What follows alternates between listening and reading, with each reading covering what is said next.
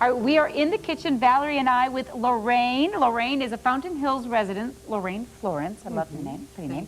She wanted to pass along her Middle Eastern recipes, making sure they were preserved. So with the help of her husband, Bruce, she made a cooking DVD chronicling how to properly prepare her recipes. So here is the DVD. I'll hold that up for Bob there. Nice, easy to follow instructions, and you're going to tell us how to make baklava, a very popular Middle Eastern dessert. Right. Good to have you here, Loraine. Thank you. Thank you for having me. So how do we get started? What do you have in the pan already? Before I uncover this, on the bottom we have 1 pound of the phyllo dough. Okay. And on each layer we brushed butter. So that's 1 pound of dough brushed with butter, and then after you have completed the whole pound of your phyllo dough, then you put your nuts. Okay, now the phyllo dough you can buy at any grocery store, right? Okay. Yes. And the nuts, what kind of nuts are they? Okay, these are walnuts. You can use this is usually what we use. And we recommend they be coarse. So I always do the hand grinding, because if you put them in a food processor, they're too fine. Oh. So, I mean, at our church bazaar festival, we do 15, 20 trays, but we do it by grinding because that's the way the nuts are the best. That's the secret. I need to get that. Okay. So what about using a knife and just chopping? Well, Takes too much time? it's too much time. Okay. And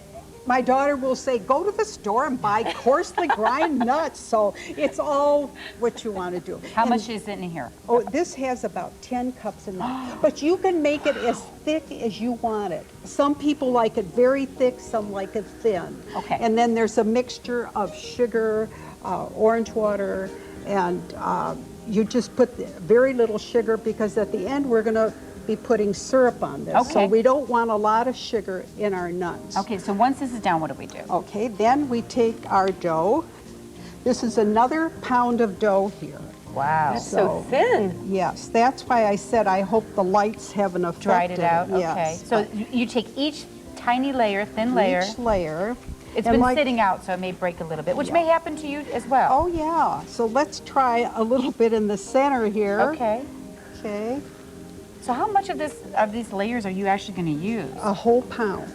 Wow, on at the bottom and the top. Yes. Oh my So goodness. now we're going to take our clarified butter, which has all of these water and milk removed from it. So How do you do that? you just cook it on the stove very slowly and melt it.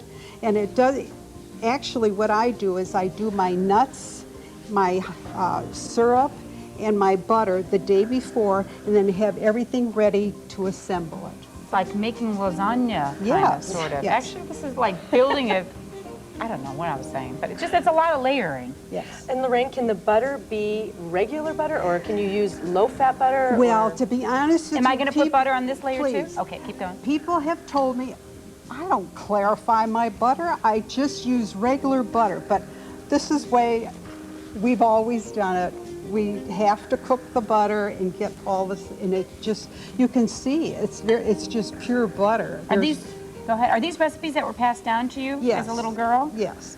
My mother came from, there were 4 sisters, and they were all excellent cooks, so I've kind of learned from them, and I've tried to carry on the traditions. Very but- nice. Why don't you put that one down? Valerie, you do the buttering, and okay. then I hear you may have one already through the magic of television. I You do. continue this process until you've Okay. used all your layers, I'm assuming. Yes. And then what do you do?